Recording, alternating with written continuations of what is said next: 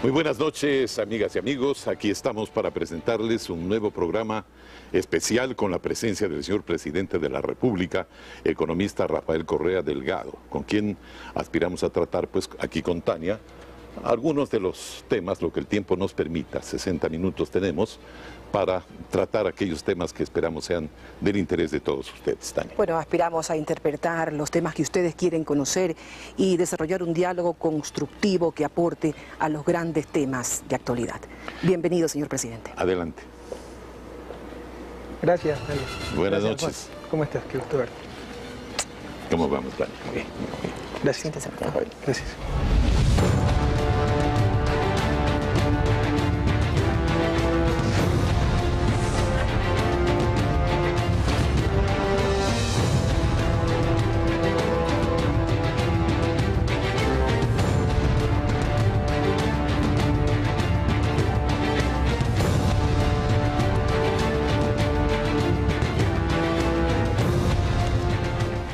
Muy bien, señor presidente, nuevamente bienvenido. Y el tiempo corre, así es que empecemos con las preguntas.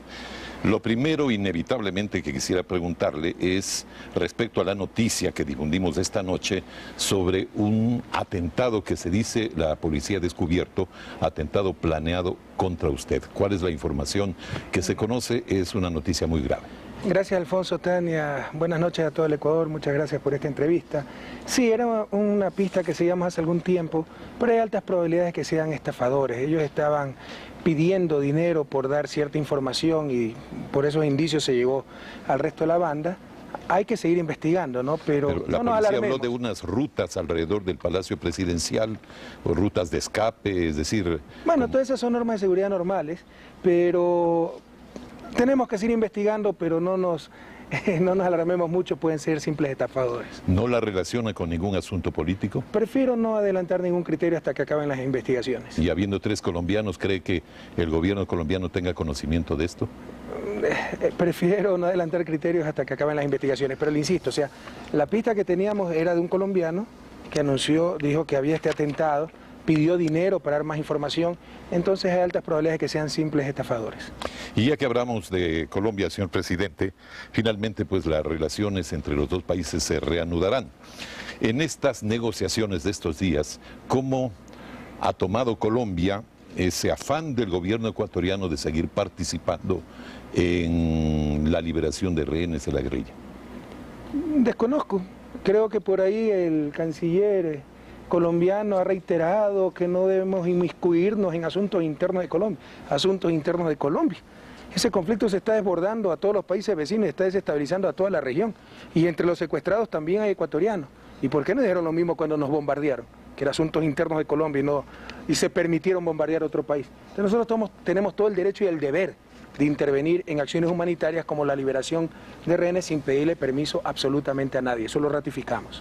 El presidente de Venezuela, Hugo Chávez, ha hecho un llamado a la guerrilla y ha dicho textualmente que este no es tiempo para guerras en Latinoamérica. ¿Comparte usted esa opinión? Totalmente. Yo he hecho 500 veces el mismo llamado. ¿Qué futuro tiene una guerrilla que combate un gobierno democrático, al menos en apariencia, y que no tiene ningún apoyo popular y en el siglo XXI? Por favor, ya basta, dejen las armas, vamos al diálogo político, diplomático para encontrar la paz, lo hemos dicho 500 veces. Así es. Independientemente de las FARC y de este problema particular con Colombia, ¿no cree usted que siendo el terrorismo un delito de lesa humanidad, que a veces proviene del Estado o de grupos violentistas, debería constar en la Constitución una condena expresa al terrorismo? No hay problema, sugiérelo a la Asamblea, yo estoy totalmente de acuerdo. Ahora, si a lo que nos quieren inducir es a llamar terroristas a la FARC, ¿por qué el resto de América Latina no las llama terrorista? No porque se trata de inducirle. La propia Colombia, antes del gobierno Uribe, no la llamaba terrorista. Entonces eso sí molesta, ¿no? Ellos deciden con Bush llamarlas terroristas y todos tenemos que seguirlo. Aquí mandamos los ecuatorianos, nadie más. Pero como principio constitucional, totalmente nada de acuerdo. más. ¿Quién va a estar de acuerdo con el terrorismo? ¿No le ha sugerido usted a sus No se me había asambleístas? ocurrido, pero me parece muy buena idea. Lo que sí hemos hecho en la Constitución es poner que el Estado, uno de los deberes del Estado es garantizar que Ecuador sea territorio de paz. Eso sí hemos puesto. En este tema también de las relaciones con Colombia, le pregunto si se está considerando algún tipo de restricción para el ingreso de ciudadanos colombianos. Se lo digo porque hay mucha preocupación. La policía registra muchos actos delictivos, secuestros, atentados, asaltos en los que participan desgraciadamente colombianos. ¿Cómo discriminar? Está el problema porque hay una buena migración colombiana también. Es imposible discriminar y cuidado con estigmatizar. Cuidado, caemos en los mismos errores que queremos combatir cuando, por ejemplo, por un mal ciudadano ecuatoriano en España se comete un crimen, atropelló a alguien manejando ebrio, etcétera, y van a generalizar esos vicios a todos los ecuatorianos. Cuidado, sí, caemos en el mismo error. No se trata de estigmatizar, pero vea usted que en este atentado, entre comillas, están 3 colombianos y un ecuatoriano. Sí, de las centenas de miles de colombianos que viven como hermanos en nuestro territorio, siempre serán bienvenidos, y muy por el contrario, en lugar de poner restricciones, acabamos de eliminar el pasado judicial, es decir, el récord policial que se les exigía a los colombianos antes para entrar al país. Ellos son bienvenidos como cualquier ciudadano del planeta a este país de paz. El problema nunca ha sido con el pueblo colombiano, un pueblo hermano, el problema fue con un gobierno que no respetó el derecho internacional y ni siquiera la elemental lealtad que se debe tener con un país hermano. En los últimos días se habló mucho desde Colombia de una próxima liberación de rehenes por parte de la guerrilla y se dijo que podía ser en Ecuador o en Venezuela. ¿Usted tiene conocimiento de ese tema? No, pero hemos dicho que estamos dispuestos a prestar territorio ecuatoriano para estos actos humanitarios. Ok, Tania. Señor presidente, volviendo al tema de lo ocurrido esta noche, aun cuando usted está minimizando, esto sin embargo coincide con un anuncio que se hizo desde el secretariado de las FARC que iban a atentar contra usted. ¿Es una simple coincidencia esto? Desconozco, Tania, hay que seguir investigando, pero coincide con muchas cosas. John Perkins, el autor de Confesiones de un sicario económico, en el mes de marzo, también declaró en Miami que se prepara un atentado y contra el presidente Correa, no contra Chávez, porque Venezuela puede dar retaliaciones por medio del petróleo, un embargo petrolero que pondría en peligro a ciertos países. Nosotros somos mucho menos importantes en esa dimensión. Entonces, no descarta entonces que tenga algo que ver con eso. Esto nunca se puede descartar, sabemos que en esto nos jugamos la vida, por supuesto que hay peligro, pero hay que ser prudente porque de estas denuncias y de estas versiones tenemos decenas mensualmente. Entonces hay que investigarlas, todas hasta ahora han sido farsas, por ahí algunas que no se ha podido concretar la investigación pudieron ser ciertas. En todo caso habrá que esperar hasta que acaben las investigaciones en este caso para tener una versión definitiva.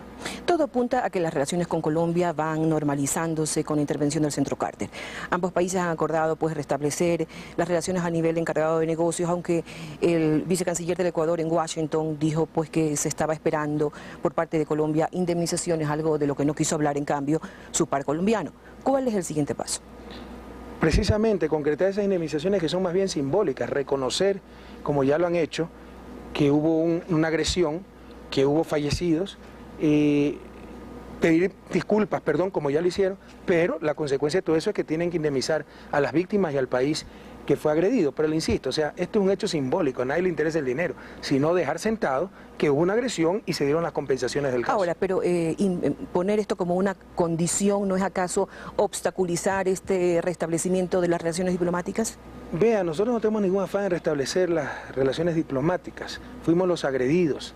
Entonces estamos en pleno derecho de poner condiciones. En todo caso, no es lo único que buscamos. Hay serios indicios de que las bombas lanzadas en nuestro territorio, además de que ya no hay duda de que fueron de origen norteamericano, los aviones... ¿Norteamericanos? Sí, los estadounidenses. Las bombas de fabricación. ¿Estadounidenses? Sí, estadounidenses. Okay. Entonces los supertucanos colombianos no pueden lanzar ese tipo de bombas. Entonces hemos pedido los registros de los vuelos para tener certeza de quién lanzó las bombas. Todo eso se ha pedido. Existen serios indicios de que fueron muchos heridos rematados, es decir, extrasumarialmente asesinados. Pero bueno, entonces, a Isaya, el ciudadano ecuatoriano, fue muerto a culatazos. Todo eso tiene que aclararse. ¿Eso está comprobado? Los exámenes forenses dicen así, que fueron rematados a corta distancia mientras vivía y que Isaya murió de 6, 7 golpes con objeto contundente en la nuca. Esto quiere decir entonces que el hecho de pedir indemnizaciones no es la única condición que usted estaba imponiendo para restablecer las relaciones Por ejemplo, diplomáticas. también que cese, como ya ha cesado, hay que reconocerlo, en parte, al menos el presidente Uribe, esa campaña de desprestigio contra el gobierno ecuatoriano tratando de relacionarnos con la FARC. Lamentablemente tiene funcionarios de menor cuantía, de menor nivel, que no le hacen caso al presidente Uribe, como este ministro de Defensa Santos, que es un insolente, ¿verdad? Cuando yo digo lo vea, revisen, si ustedes encuentran cualquier relación con la FARC de mi gobierno, renuncia al cargo, viene este majadero a decir, el presidente Correa no debe tan alegremente poner a disposición su cargo porque puede encontrarse con alguna sorpresa. La sorpresa se encontrará en el gobierno colombiano con los paramilitares, con narcotraficantes. Y mi gobierno, le aseguro que no se va a encontrar ninguna sorpresa. No le tiene ningún temor a lo que sigan sacando. Oiga, créame, Tania, que yo en mi vida he conocido a alguien de la FARC y nos vemos envueltos en este lío por culpa de un país agresor y tenemos que nosotros defendernos. ¿Hasta cuándo? Ok, usted no conoció a nadie de la FARC, pero su ministro de Seguridad Interna y Externa sí lo conoció. Sí, inclusive, con mi autorización. Con su autorización. Sí, y él me dijo, están mandando mensajes. Él fue en diciembre, acuérdense, invitado por el propio Uribe, en una comisión internacional donde fue Néstor Kirchner, etcétera. Él dijo que se reunió el 18 de enero. Para participar, fue a finales de diciembre, para participar en la liberación del niño, del hijo de Clara Rojas, no recuerdo el nombre. Emanuel. Manuel, ¿verdad? ¿Emanuel o Manuel? Emanuel. Ya, que fracasó finalmente. Ahí lo contactaron y le dijeron, vea, queremos liberar en territorio ecuatoriano. O sea, él se reunió el 18 de enero. Me informó y le dije, adelante. Él se reunió el 18 de enero con Raúl Reyes. No recuerdo si fue el 18 de enero. Sí, eso es lo que él declaró, aunque previamente le mintió al país.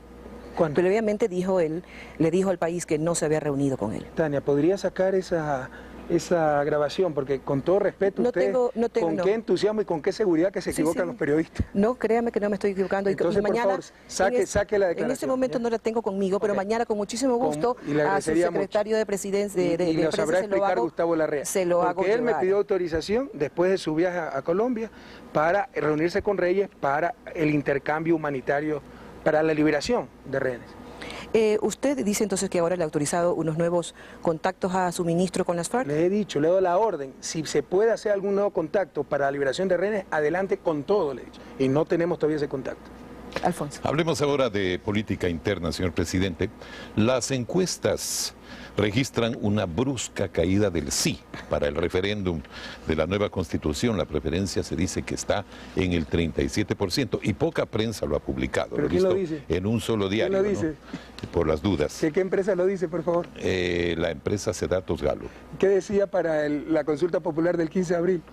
Decía exactamente lo mismo y ganamos 82 a 11. O sea que bueno, pero es un hecho que hay un cierto desencanto, sobre todo en Guayaquil, por ejemplo, en relación Alfonso, a las no quiero ser soberbio, pero si mañana fueran las elecciones en Guayaquil, les damos 2 a 1.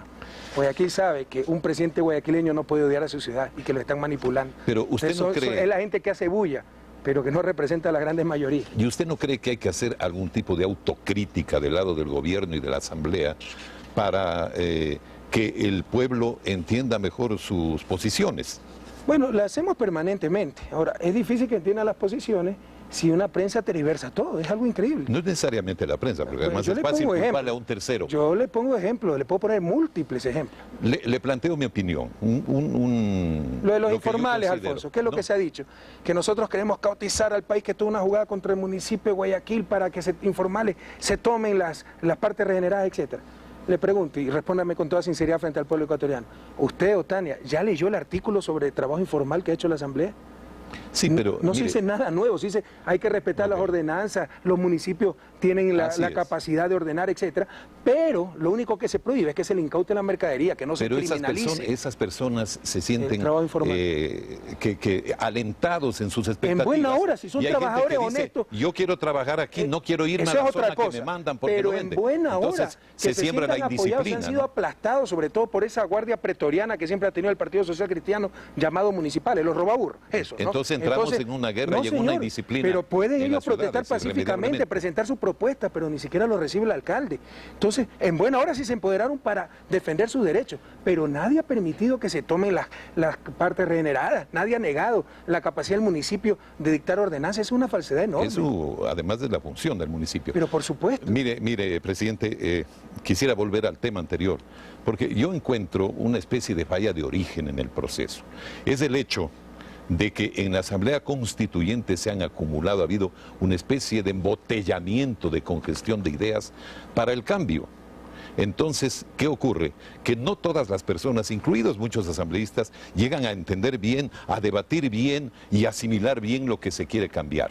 Cuando lo elegimos a usted, nos habló de una revolución democrática en la que regularmente se van por etapas y por partes haciendo los cambios.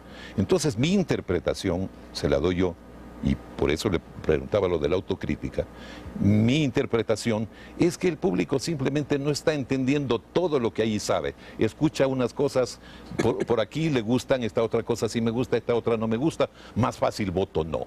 ¿No cree que algo de eso está pasando? Vamos a ver lo del no y el sí. Recuerde que la misma discusión era antes del 15 de abril del 2007 cuando ganó el sí con 82%. Y ese dato sacaba lo mismo, que el sí está bajando, que no está subiendo, que están casi empate. Esa es parte de la campaña por el no. Pero coincido con usted en algo. Encuestas, no coincido con usted en algo, que con el cariño que le tengo a los asambleístas, sobre todo en nuestro bloque, sí se cayó un error. O sea, creer que democracia era pasarse escuchando a todos todo el tiempo y no tomar decisiones. Y eso creó una serie de versiones, de ruido innecesario. Pero yo creo que el pueblo ecuatoriano hubiera... Pero hasta cierto punto. Lo que está mal es que haya tantos temas para debatir. Hasta cierto punto. ¿No o sea, democracia participativa, perdóneme, no es escuchar a todos todo el tiempo, o que todos deben participar en todas las decisiones, eso es imposible. Pero no en un momento hay que decir hasta aquí y tomar decisiones. Por ejemplo, la reforma política se hubiese resuelto con facilidad, porque ya el país venía reclamando esto desde hace mucho para terminar con la corrupción de la partidocracia. Pero los fundamentos de la reforma están ahí, claro, se están discutiendo los detalles. Pero también hay un montón de cosas, o sea, 1 millón de cambios que el país no asume con claridad. Porque no es fácil por todos los cambios que ves en el país. Políticos, pero está claro que hay que cambiar técnicos, el sistema político, había que acabar con la partidocracia, había que cambiar el sistema económico que tanto daño nos hizo, había que limitar los poderes de ciertos grupos económicos que se metían en medios de comunicación en todos lados, había que profundizar muchísimo más las garantías, los derechos de los ciudadanos, había que hacer una democracia mucho más participativa. Yo creo que el tiempo fue suficiente, pero sí creo, y se lo he dicho a los compañeros asambleístas, que se perdió mucho tiempo, perdió entre comillas, ¿no? Pero escuchando tantos grupos con tantas ideas y no se paró a tiempo para ya tomar decisiones. Pero debatiendo, más bien la oposición dice que nunca recibió, que a los 5 minutos antes recibía los textos. Es una gran mentira, sí, debatir es Usted sí vio la estadística que sacó incluso un diario de oposición, creo que fue el Unoverso, ¿verdad? Porque ya están en el no, el Universo, que sacó los asambleístas que más habían intervenido. De los 15 que más intervinieron, 12 son de la oposición, solo 3 de Alianza País. Tal vez porque son los que tienen que protestar más, señor presidente. Pero son los que más hablan. Entonces, ¿cómo dice que no se le da espacio a la minoría, por favor? No decimos eso.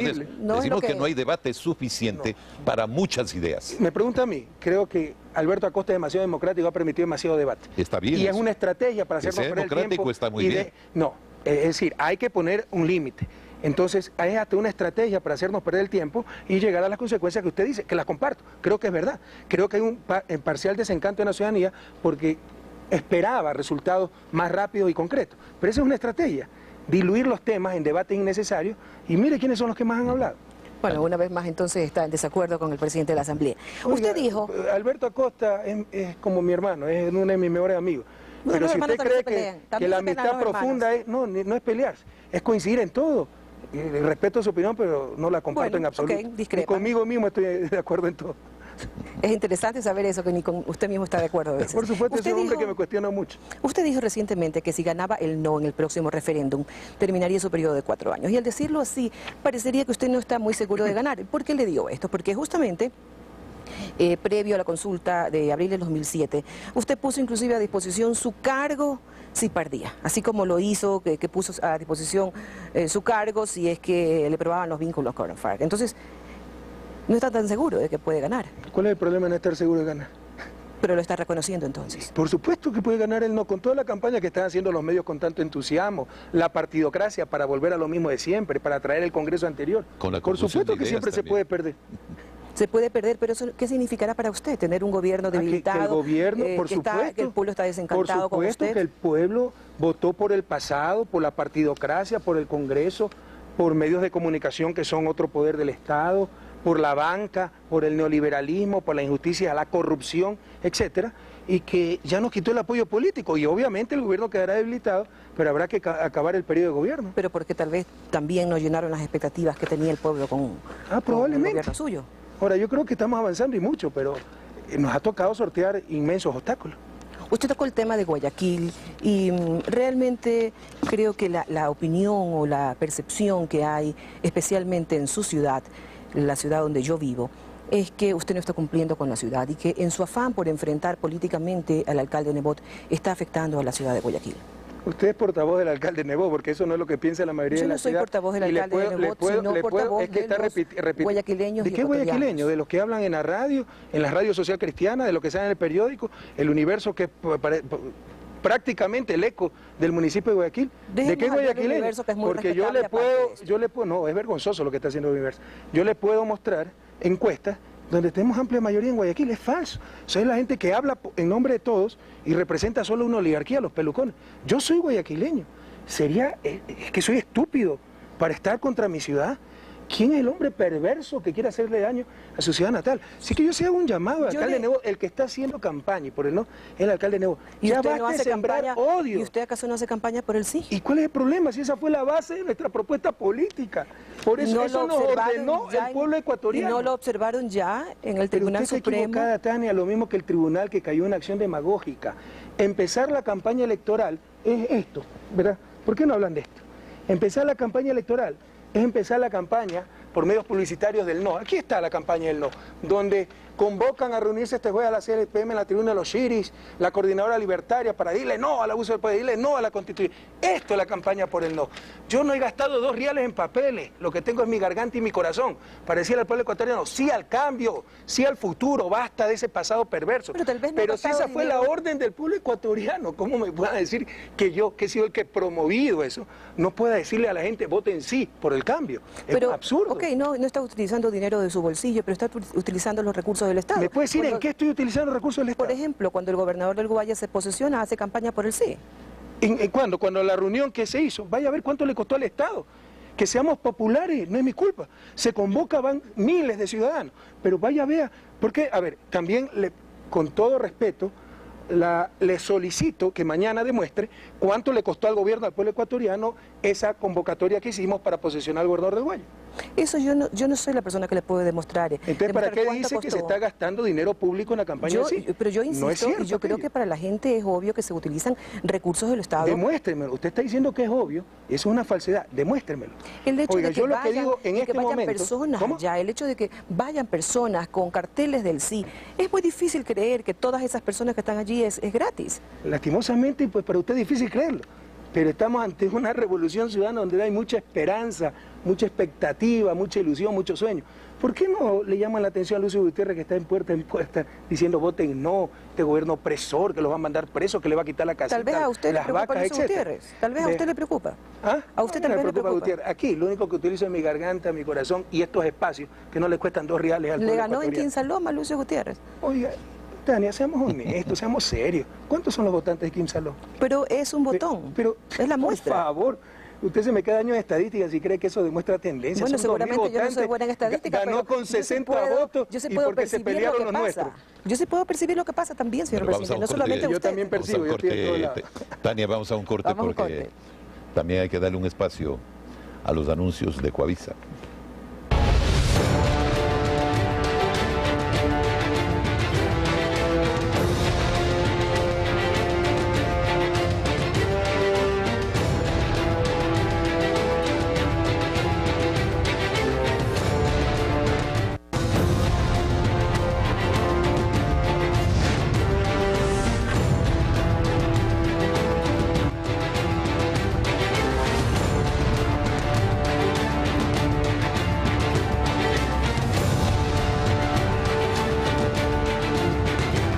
Bien, vamos a continuar con el diálogo y quisiera referirme a uno de los temas que yo considero que sí genera gran desconfianza y que posiblemente está pesando mucho en ese desbande de sus partidarios que votaron por usted, que votaron por la realización de todo este proceso. ¿Me puede pero que mostrar ahora la evidencia para sostener que hay un desbande, por favor, Alfonso? No. No tengo esas evidencias. Opiniones como que si son verdades irrefutables. No.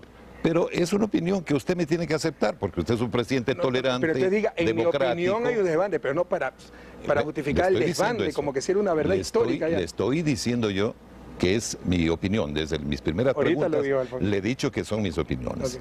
En todo caso, yo le decía que yo pienso que uno de los puntos que genera gran desconfianza en este momento es el relacionado con la propiedad.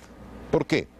Qué bueno porque que toque ese punto. Definitivamente sí hay mucha ambigüedad. Por ejemplo, el artículo constitucional habla de propiedad que no cumpla una función social que puede ser expropiada por el Estado, pero no dice qué tipo de propiedad. Entonces, pregunto para que usted lo aclare ante el público, ¿solo es la tierra que no está en actividad productiva?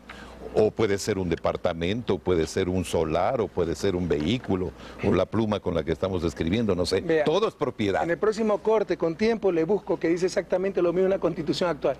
Por lo menos en los últimos 50 años de historia constitucional ecuatoriana, ya dice que la propiedad, y sobre todo la tierra que no cumpla su función social, podrá ser la ley de reforma agraria de los años 60 ya lo dijo.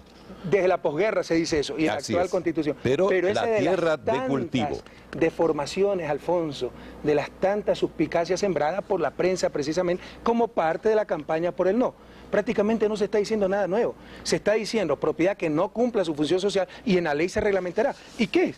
Básicamente, por ejemplo, la tierra ociosa. Okay. ¿Usted cree por que ejemplo, es justo, ha dicho usted, pero no son las otras propiedades que yo lo digo. ¿Todavía? Porque aquí han circulado muchas cosas. Pero por supuesto, pues todas las barbaridades que se van a tomar las casas, los departamentos. Pero esa es la campaña por el no. Una señora que decía, tengo miedo porque yo tengo un terrenito que lo compré como inversión, pero me lo van a quitar. Vea, usted dígale a la gente la verdad, lo que va a ocurrir. Me olvido, cuando era joven, muy joven, 16 años, 17 años, estábamos retornando a la democracia, y una derecha desesperada, porque iba a ganar Jaime Roldós y Osvaldo Hurtado cuando todavía era progresista, sacaba incluso la consagración, la hostia, diciendo que se iba a eliminar a Dios, que íbamos a llegar a un gobierno ateo. Se decía, usted me parece, Alfonso, que entrevistó a Sixto Durán Ballén, y Sixto Durán Ballén le decía, y este canal ya no será de ustedes, sino del Estado. No sé si usted recuerda, yo sí me acuerdo, ¿verdad? Recuerdo Esas la campaña, las sinvergüencerías de siempre, las cosas que se dijeron, en su desesperación por sembrar incertidumbre, rojo por dentro, y que gane el no. Entonces, historia repetida, la gente ya sabe que así se comporta la partidocracia y los grupos de poder.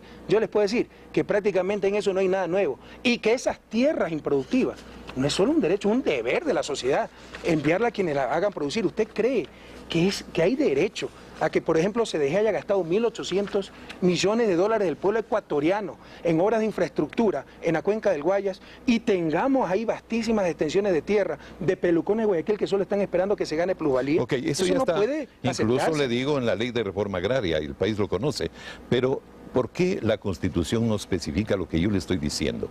Propiedad agraria, tierras de cultivo. Ya se aprobó en el Pleno. No propiedad así tan general, tan ambigua. Ese artículo. Mire. Porque usted creo que incluso está proponiendo esto en base a documentos para discusión.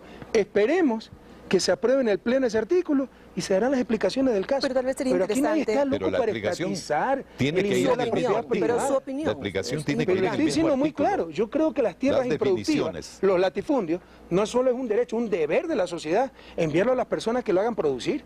Y eso que se basta aprobó, esa especulación con tierras ociosas. Señor presidente, se aprobó en el primer debate. Pero con toda seguridad se aprobará en el primero. Sí, usted le está dando más seguimiento a eso que yo. En el primero, sí. En todo caso, yo creo que sí es importante, si usted quiere crear confianza para que la gente vote por el sí, que lo pongan muy claramente qué es lo que puede expropiarse. Algunas veces me acusan de estar metido en la asamblea y créeme que este tema ni le he dado seguimiento. Básicamente he escuchado las mismas versiones de prensa, ahora conociendo a nuestros asambleístas, es que no son ningunos insensatos y básicamente se está ratificando lo que ya dice la Constitución actual.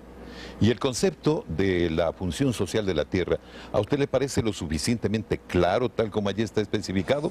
Porque también Alfonso, es subjetivo y puede volverse motivo de venganza. Yo le voy a mostrar que prácticamente lo mismo dice la Constitución actual. Cuando venga el corte buscamos Sí, lo dice, así es. Pero en todo caso, ¿por qué no exigió eso en el 98 y ahora sí? Sí, se exigió. Ahora, en todo caso, Alberto, y Alfonso, la Constitución es eso, los principios sobre los que se fundamenta nuestra sociedad. No es un reglamento, pues eso se va a estipular en la ley y en los correspondientes reglamentos. El problema es que vamos a votar por la Constitución. Pero por principios generales, yo estoy de acuerdo que la propiedad debe cumplir su función social. que si hay tierras improductivas, con la compensación del caso, se las puedan dar a las que lo van a cultivar.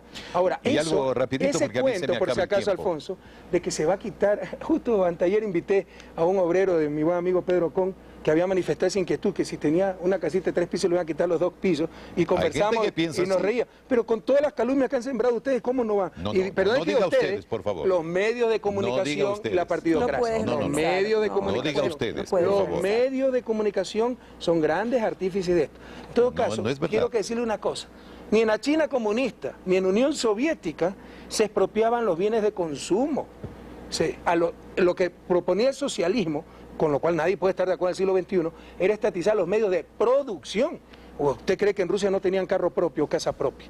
Entonces son hasta ridiculeces, peor en el siglo XXI. Pero así es la desesperación. Y perdóneme que le insista, o sea, cuando hablo ustedes, es medios de comunicación, no me refiero a Alfonso Espinosa de los Monteros o Tania Tiro. Los medios de la comunicación son los que propagan esta No, pero mentira. usted dice también muy generalmente los medios de Pero comunicación. estamos aclarando. Hay unos y ¿Le ha dado otros medios, seguimiento? por último. No, pero aquí dentro de Coavisa también hay algunos de esa naturaleza, cuidado. No, mire. A ustedes es diferente. Bueno, yo preferiría que nos respete a todos los de Coavisa, por favor. Sí, y a sí, la sí. prensa Y también. estamos en A los general. periodistas, a Y los a la- periodistas. ¿Me puede decir cuál es el respeto? Mantén. Porque está hablando a través de la prensa, que es así, Pero que por favor, algunos si en usted quiere que Ecoavisa. cambie mi opinión sobre la prensa, no me vuelva a invitar a una entrevista. Yo creo que la prensa en Ecuador, en general, es tremendamente mediocre y corrupta, con las honrosas excepciones de siempre. Pero vea ¿Quiere usted- que cambie mi criterio? ¿Cree que eso es falta de respeto? Decir lo que pienso, como ustedes han dicho lo que pienso. Perdóneme. Pero Pero vea, señor eso presidente, tiene que un sesgo de intolerancia, también en señor las presidente. últimas No es encuestas, Intolerancia es decir perdóname, que tenemos una Tania, prensa mediocre y corrupta. la prensa está ubicada nuevamente en el primer lugar de la credibilidad, pese a todo, Usted está por encima de equivocado. las Fuerzas Armadas. Usted está equivocado, le damos 2-1 en institución credibilidad. militar, gobierno, No sé etcétera. qué encuestas está utilizando. Yo Las le puedo- encuestas que usted critica, cuando no le gustan ciertas cifras, usted las critica. Sedatos Galo. Oye, ¿a quién le puede creer Bueno, a Sedatos? Yo Por sí favor. puedo creer a Yo todos. también le puedo creer, yo también le creo a usted, Sedatos. Tania, ya, ¿usted le cree? ¿Cuándo ha acertado Sedatos? Dígame una vez. No se Dígame una trata vez de para eso, creerle. no se trata de Pueblo eso, señor ecuatoriano, le estoy presidente. preguntando a Tania Tinoco, Yo soy ¿cuándo la ha que le acertado pregunto, Sedatos? yo soy la que le pregunto esta noche, señor Pero presidente. respóndame. Yo soy la que le Y no le he pregunto. podido preguntar, ya que usted ha afirmado que sí cree en Sedatos. ¿Cuándo ha acertado? Yo, Usted sí sabe de quién es Sedatos, ¿no? No de importa Polibio de quién Córdoba, es. expresidente del Banco Central de Lucio Gutiérrez. Por favor. no importa, señor presidente. El asunto es que las personas, y yo me incluyo, sigue pensando que cuando se habla de la prensa y usted generaliza, usted se vuelve un presidente intolerante a las críticas. Yo respeto su criterio, no están de acuerdo con pero ser usted. intolerante es bajar del pedestal a la prensa, el pedestal donde ustedes mismos se han puesto. Pero mire cómo caen los Ese era mismos el fin. errores, mire cómo Ese caen los era el mismos fin. errores que dice combatir. Las personas, y yo me incluyo, creen que usted generaliza. Entonces usted no generalizó porque habló en nombre de todos, y yo le puedo mostrar a mucha gente que no comparte su criterio.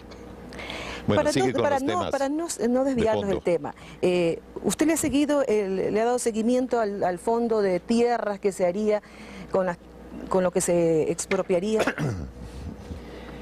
Fondo Con todo Nacional respeto, de Tierras. Tania, Eso genera al menos creo inquietud. que la pregunta es irrelevante. Esperemos a que esté el artículo ya aprobado, en definitiva, y discutirá, y sobre todo sabrán explicar los asambleístas eso. Denos entonces una... O sea, ¿a dónde quiere usted llegar?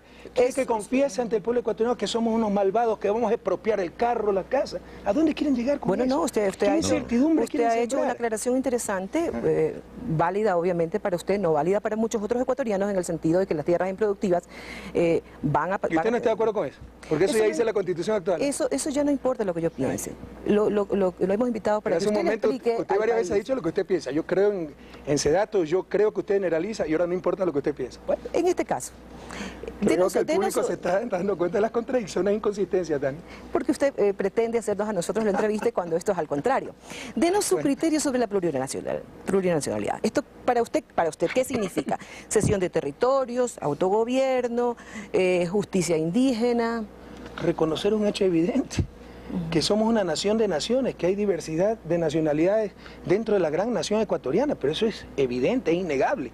Los quichos de la sierra, los chapchis, los áchilas, los guaraní, los shuar, los ashuar, los záparos, tantos y tantos pueblos ancestrales que existen en nuestro territorio.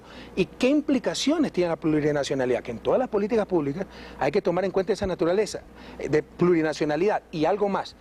Puede haber circunscripciones territoriales donde por consulta popular se diga nosotros pertenecemos a la cultura shuar. ¿Qué implicaciones tiene esto?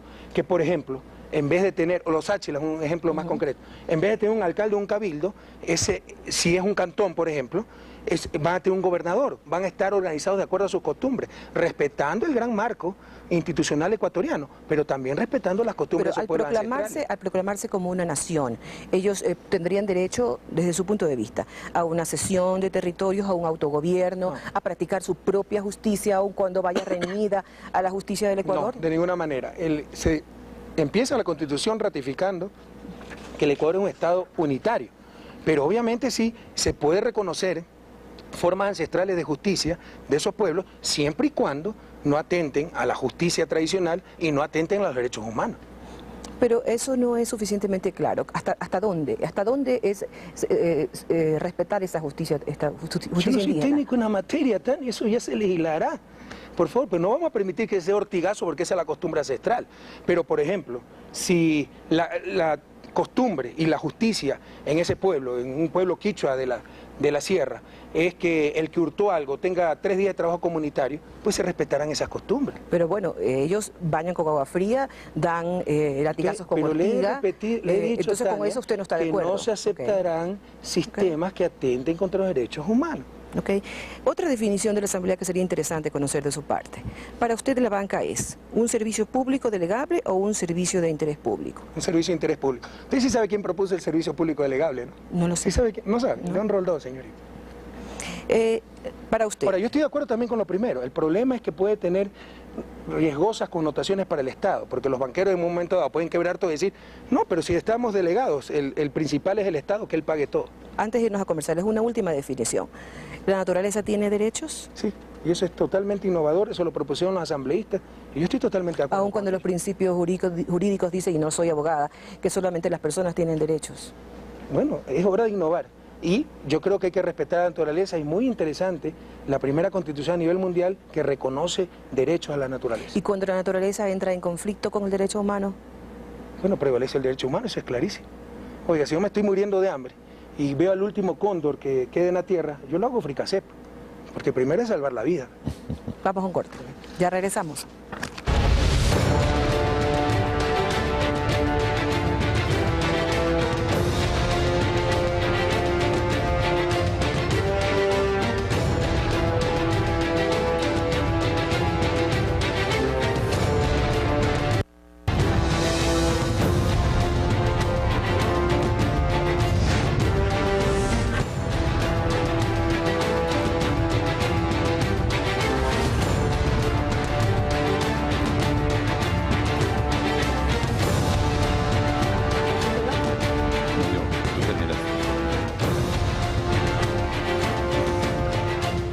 En Ecuavisa estamos con la presencia del presidente de la República, economista Rafael Correa Delgado.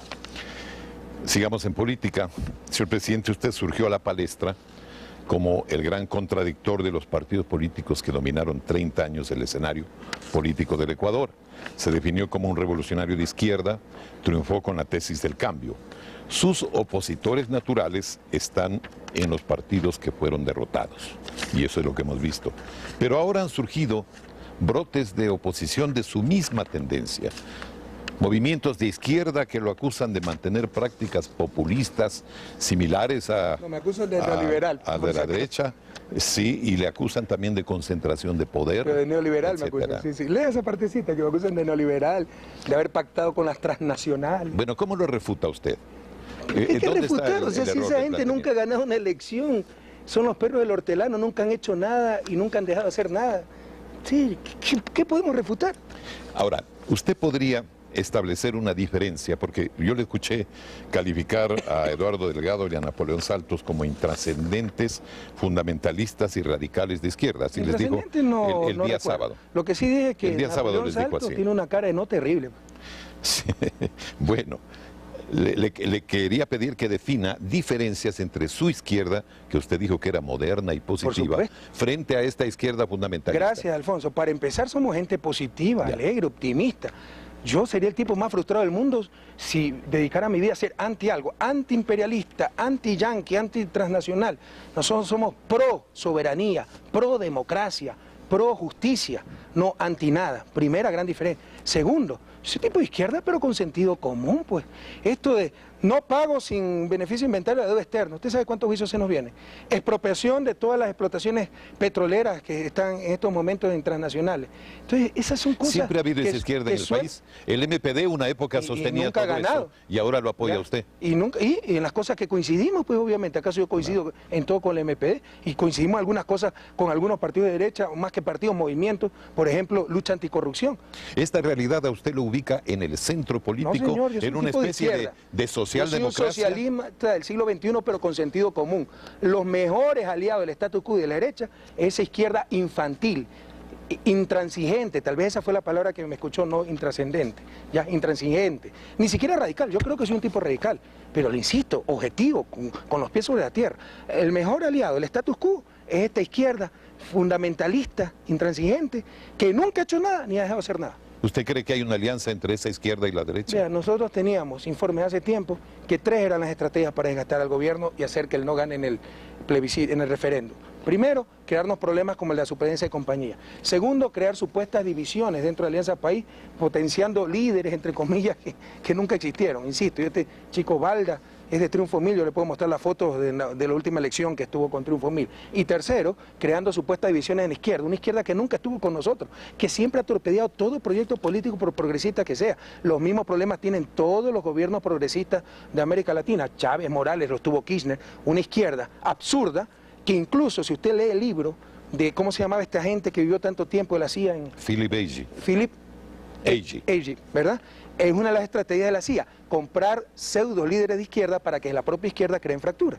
No he dicho que Napoleón Salto y Eduardo Delgado son comprados por la CIA, pero puede haber líderes con esos comportamientos que le hacen el favor al status quo.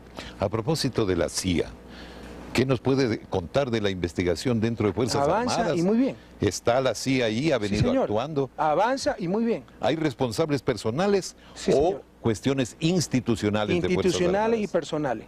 Ha habido cuerpos enteros de la Policía Nacional, por ejemplo, financiados supuestamente por cooperación americana, pero era la CIA. Y a cambio de eso pedían los informes. Pero usted lo elogió recién a la embajadora de Estados Unidos, que sería una implicada directa, porque yo creo será que ella la jefa va de la más CIA. allá del embajador de turno. Estas son estructuras que perduran más allá del periodo de un embajador. Yo creo que Linda Jewell es una mujer que realmente aprecia al país. Tania. Para no irnos del todo del tema de las divisiones dentro de izquierda y dentro de Alianza País, usted dijo recientemente, textual, hay quienes trabajan para sus agendas personales, para los grupos que perdieron las elecciones, y los conminó a que se separen del bloque y que se vayan. Esas palabras en su boca no son poca cosa. ¿Quiénes son estas personas? Sí, no le voy a dar los nombres. Pero en todo caso, sí, lamentablemente, hay gente que ganó con la propuesta de Alianza País y una vez que ganaron por Alianza País, se dedicaron a defender agendas de otros grupos que no ganaron las elecciones. Eso no es correcto, eso es desleal, eso es antidemocrático y lo honesto, y esto no es personal, esto es político, lo honesto es que vayan con esos grupos a los que están representando. Estas personas son, por ejemplo, aquellas que no están de acuerdo con usted. Usted recientemente dice, al referirse a las concesiones, que usted respeta las que están vigentes, aunque tendrán que adaptarse a las nuevas reglas. Y sin embargo, después, dos asambleístas, Sofía Espín y Mónica Chuje, la una dice, la asambleísta Espín dice que concesión es igual a privatización. Esto es cuando lo dice, cuando está debatiéndose el modelo ¿Usted cree que económico. concesión es igual a privatización? Lo dijo la asambleísta. ¿Pero usted está de acuerdo con eso? ¿Qué importa lo que yo pienso o no en este momento? Pero si usted ha dicho varias veces lo que usted piensa. Usted piensa que soy intolerante, piensa que generalizo, ahora no me dice lo que piensa. Le estoy diciendo lo que dicen sus coidearios. Y Mónica Chuje a Radio City le dijo que la concesión es una manera de solapar la privatización. ¿Usted solapa la privatización? ¿Para usted concesión es igual que privatización? Estoy diciendo, es claro que estoy concesión usando... es igual que privatización. Entonces, claro. estas asambleístas están en desacuerdo con usted. No cambia de dueño pues el producto. Ahora, yo estoy de acuerdo que el agua no se privatice. Yo estoy totalmente de acuerdo con eso. Pero hay, me parece, 3 concesiones que ya están en marcha. Y en esto, la postura del gobierno, nosotros no hemos presentado esa postura, ni mucho menos, la compartimos, pero creemos que por la seguridad jurídica, por muchos motivos, las concesiones que ya están en vigencia habrá que respetarlas. Entonces, Mónica Chuje y lo que decían los asambleístas será maravilloso. Nosotros no es que tenemos una postura no están en ese este grupo de los que tendrían que irse. ¿Perdona? Yo le dije que no le iba a decir tan. Bueno, podemos imaginarnos entonces. Imagínese. Que tal vez sí. Imagínese. Ahora sí está dando su opinión. Cuando quiere la... Mira, aquí tengo el artículo sobre los informales, Alfonso, para que veas cómo se calumnia, cómo se tergiversa todo. ¿Sabes lo que dice el artículo? Ya aprobado por 88 votos. Se reconoce y protege el trabajo autónomo y por cuenta propia realizado en espacios públicos. Eso puede ser formal o informal. Permitido por la ley y otras regulaciones. Lo único nuevo, ¿sabe qué? Se prohíbe toda forma de confiscación de sus productos, materiales o herramientas de trabajo. Eso es lo único que se pide que no se haga, para que no se los trate como criminales y se les roben sus cositas. De acuerdo, estamos de acuerdo todos en eso, porque ese trato indigno no puede darse. Pero ¿qué es lo que dijeron? Que mire, estamos cautizando Guayaquil, que estamos atentando. El problema es crearle expectativas a esas personas, entonces pero sí crean el desorden.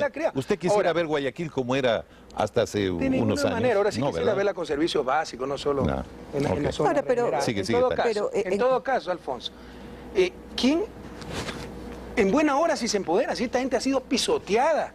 Es decir, nadie está diciendo cauticen las ciudades, pero que sí se respete a esa gente. Pero ¿cuándo se ha escuchado los derechos de esta gente? Han estado acostumbrados municipales de Guayaquil a tratarlas a palo, como la última vez, que iban en marcha pacífica para que los escuche el alcalde. Bueno, sigue, Tania, que se nos va el tiempo. Señor presidente, las fotografías que se mostraron, que mostró el municipio, eran los policías los que pegaban a un municipal que inclusive se lo llevaron preso. Porque déjeme responder lo que me dijo. Porque muestran lo que les conviene. Ahora, lo que yo vi es inaudito.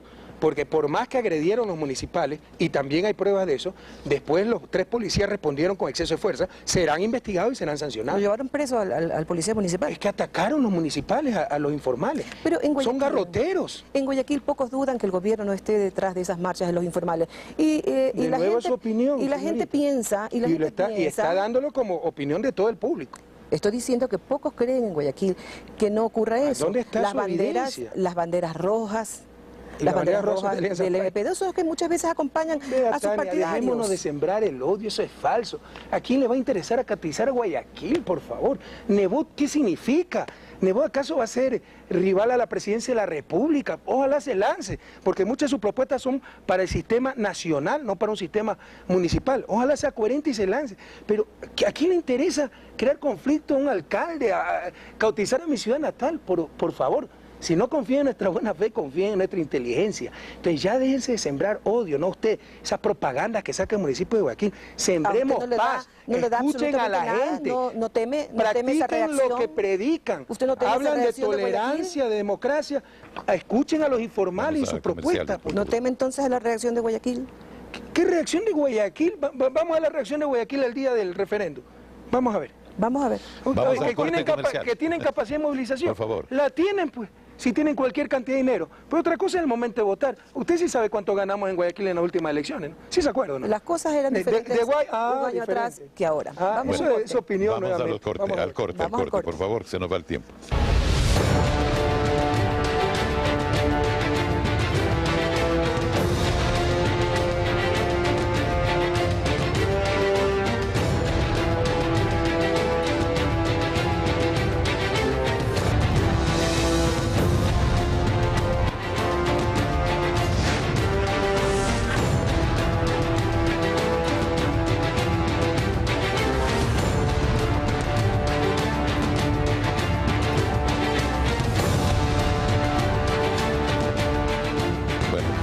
Porque se nos va el tiempo tan rápido. Ya encontré el artículo sobre la propiedad en actual la Constitución. Yo lo conozco. De los derechos económicos, sociales y culturales. Yo lo conozco. Artículo 30. Y en la ley de reforma agraria también. La propiedad en cualquiera de sus formas y mientras cumpla su función social, repito, y mientras cumpla su función social, constituye un derecho que el Estado reconocerá. Pero ahora decimos lo mismo. Pero estos comunistas tratan de robarle el carrito. Por algo será que crea desconfianza, ¿no? No, son ustedes los que las crean. No. Mire la posición de Tania, incisiva, la suya también. Son ustedes los que no es crean. así. Mire, déjeme hablar porque el tiempo corre muy rápido. Y yo quiero plantear algo de economía, Tania, también. Porque estamos viendo este aumento de la inflación que parece ser un fenómeno difícil de controlar. Hay una influencia internacional, usted ya lo ha explicado varias veces, ha mencionado causas nacionales como las inundaciones, sus críticos dicen que también es el gasto público, etcétera. Pero el problema es una inflación unida a un pobre crecimiento económico.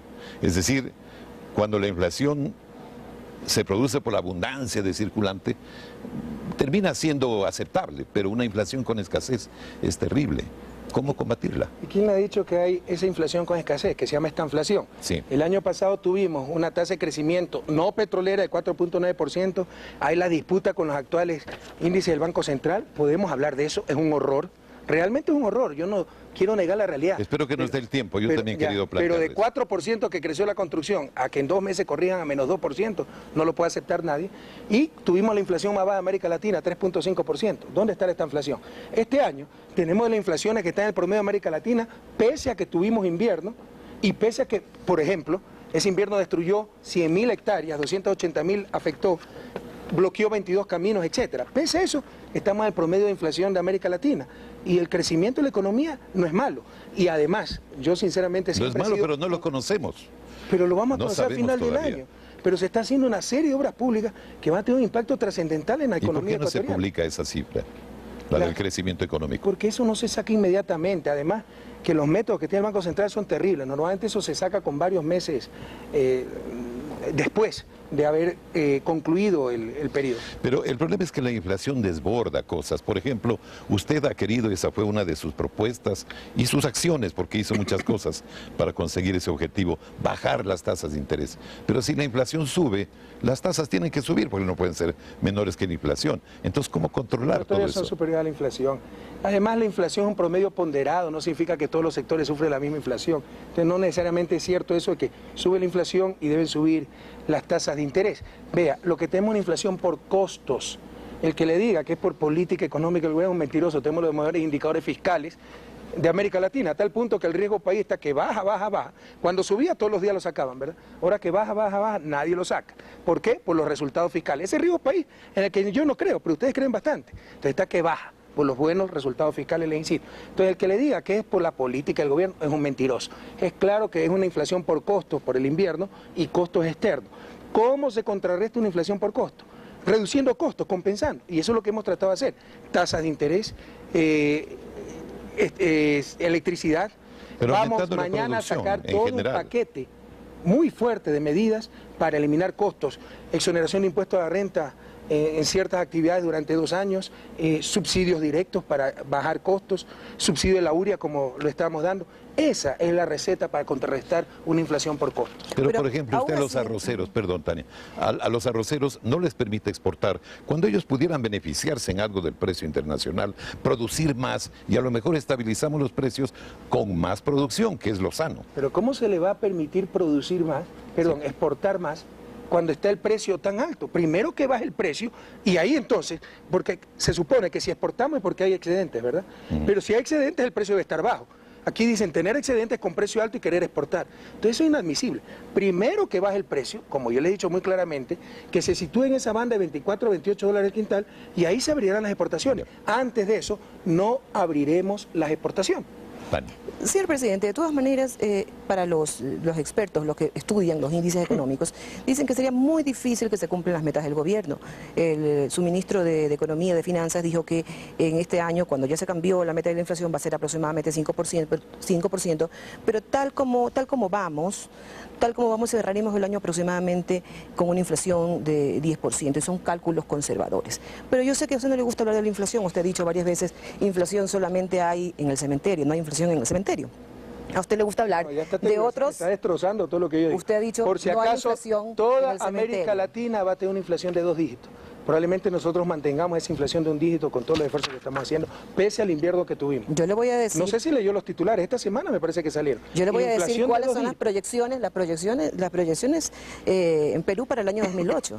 Ellos proyectan una inflación de 3.5. En Colombia se proyecta para el 2008 una inflación de máximo 5.5%. Tengo que revisar esa cifra, pero probablemente están por debajo del promedio. Son cifras oficiales colombianas y peruanas. Probablemente están por debajo del promedio, pero no creo que sea tan bajo. Esas son las cifras oficiales que Colombia y Perú publican. Sí, le insisto, pero eso no contradice lo que le he dicho. Estoy diciendo, el promedio latinoamericano va a ser de 2 dígitos, lo publicó la propia prensa.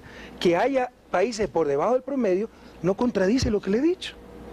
A usted le gusta hablar del índice de desarrollo humano. Usted ha mencionado que ese índice para usted es importante. Y sin embargo, si comparamos lo que ese índice decía en el 2006 y en el 2007, vemos que el Ecuador también decreció. En el año 2006 estábamos en el puesto 84, en el 2007 nos ubicamos en el puesto 89. Estamos otra vez por debajo de Colombia y Perú. Mire otro error garrafal que usted tiene. Las cifras del 2007... corresponden, no le he revisado este año, pero por lo menos corresponden al 2005, por lo menos, porque la cifra con que se hace el índice ese año tiene un rezago de 2-3 años. O sea, usted está hablando probablemente del gobierno de Alfredo Palacio o muy probablemente del gobierno de Lucio Gutiérrez. Bueno, así que le agradezco la propaganda. Son las cifras. En efecto, yo no soy ninguna experta en economía, usted es experta, pero sí. Soy experto en índice de desarrollo humano. Son las cifras que se publican. Si usted revisara las fuentes de ese índice, lo que se publica en el 2007, en Internet. Por eso, lo que se publica en el 2007 es hecho con datos del 2005, 2004 o incluso el 2003. Así que probablemente está hablando del gobierno de Lucio Gutiérrez. Bueno, usted es un experto en economía, yo no lo soy. Mañana, si no tengo razón, me desmiente, ¿ok? No, usted me puede mandar unas notas corrigiéndome si cree el caso. ¿Qué ocurre con el empleo? Yo hice mi tesis doctoral sobre el índice de desarrollo humano. ¿Qué cree? ¿Y el desempleo? Hablemos un poquito del desempleo, que también yo sé que usted sí le da importancia. Ahora no tenemos cómo saber cuál es la cifra actual porque se cambió la forma de medir el desempleo. Sí se puede saber la cifra actual. No hay cifras oficiales publicadas. Sin embargo, le voy a decir lo que se ha dicho con datos de su gobierno. De 76.000 personas que entraron al mercado laboral en los últimos 7 meses hasta abril, solo 27.000 consiguieron empleo. Otros 27.000 están desempleados y los 25.000 restantes están subempleados. ¿No tienen los números de cédula? Porque son cifras recogidas por el economista Walter Spurrier. Walter, yo no sé qué equipo tenga para tener esa estadística, porque nadie tiene esa estadística. Hablar tan exactamente de economía en cuestiones de empleo es una falsedad. Yo respeto mucho a Walter, pero eso no lo comparto. Ahora, por si acaso, revise con cualquiera de las dos metodologías. Y aquí le voy a buscar, si quieren, en el boletín del Banco Central, en el 2007 la tendencia a la baja del desempleo y del subempleo. Esa tendencia se interrumpe en febrero, por la sencilla razón que se nos inundó 40% del territorio nacional, 40.000 personas perdieron su empleo, muchas migraron a Guayaquil, en Guayaquil nos subió 3 puntos el desempleo, pero eso pronto empezará a bajar nuevamente. O sea, no es una tendencia, es un acontecimiento muy coyuntural, el más fuerte invierno en los últimos 10 años. Pero la proyección para cerrar el año para el Ecuador realmente es la proyección, según el Banco Central, 4.2. El CEPAL dice que es el 3%. Eso no es desempleo. Crecimiento económico estoy hablando. Ah, ya, pero no es desempleo. No, ya hablamos de las cifras de desempleo. 4.2, ¿usted cree que es mal crecimiento? Esas son por si acaso el promedio en la época neoliberal ha sido 2.2. El CEPAL dice que será 3% y el Fondo Monetario que será 2.3%. Pero le digo cuáles son las proyecciones de Perú y de Colombia. 7% crecería Perú al menos y Colombia al menos 5.1%. ¿Sabe cuánto crecimos en el 2003? El gobierno de Lucio Gutiérrez. 8%. Qué bien que está el pueblo ecuatoriano, qué genio que era Gutiérrez, qué genio que era Mauricio Pozo. ¿Sabe por qué crecimos 8%? Porque eso empezó a funcionar ese tubito que se llamó OCP. Y de cada 100 barriles que pasaban por ese tubito llamado OCP, 80 se iban afuera. Pero creció la economía. ¿De qué nos sirvió? Hay que ver la calidad del crecimiento. Con todo cariño le digo, y no lo digo ahora, como académico le puedo mostrar muchos escritos. No confíe tanto en esas estadísticas. Por ejemplo, para un país como Ecuador, mucho más importante es la tasa de desempleo, la inequidad, cómo disminuye, en los últimos años solo ha crecido, con nosotros está disminuyendo, y la pobreza absoluta, cómo disminuye. Yo le puedo hacer crecer la economía, vendiendo este país a la transnacional al 8 o 10%, sin que quede 2 reales en el pueblo ecuatoriano. La percepción en el país es que estamos estancados y que no está... Perú exhibió orgullosamente cifras de disminución de la pobreza, o sea, tiene los dos objetivos, disminuir la pobreza y tiene un crecimiento económico alto. Y nosotros tenemos disminución de la pobreza y vamos a tener crecimiento económico, pero no considero que el crecimiento económico es una condición ni necesaria ni suficiente para la reducción de la pobreza. Le pongo un ejemplo. Para salir de la pobreza, a ver, la canasta básica, $500 aproximadamente, ¿verdad? Con eso una familia vive fuera del umbral de pobreza. El Producto Interno Bruto ecuatoriano es 44.000 millones de dólares. Dividido por el número de ecuatorianos, 13 millones de ecuatorianos, póngale que sean $3.000 dólares por ecuatoriano anualmente. Una familia, 5 miembros, $15.000. Mensualmente da aproximadamente $1.100, $1.200, más del doble de lo que se necesita para ir fuera de la pobreza. Con una mejor redistribución en este país, con crecimiento cero, eliminamos la pobreza. Muy bien. Señor presidente, tenemos Perfecto, que ya despedir. se nos fue el Es tiempo. una clase de teoría económica Se que nos acabó. está dando, pero el tiempo se acabó. Se acabó La el tiempo, percepción en las calles no es la misma. lastimosamente, Esa es su opinión, en tal. la mejor Pero mire, parte del eso es programa ética tenemos que periodística, hablar en interrumpirlo, nombre de todos, sin porque en la evidencia. televisión tenemos Usted me pues, un critica eso, tiempo ¿verdad? limitado Generalizar. para todo. Y usted no está cayendo en el Entonces, mismo error, eso es ética periodística. Bueno, no está la- sembrando dudas, La no está discusión haciendo sigue política. off the record. Tengo- Nos siendo vemos, amigos. subjetiva. Muchas gracias. Un Gracias, abrazo señor a todos. presidente. Gracias. Gracias.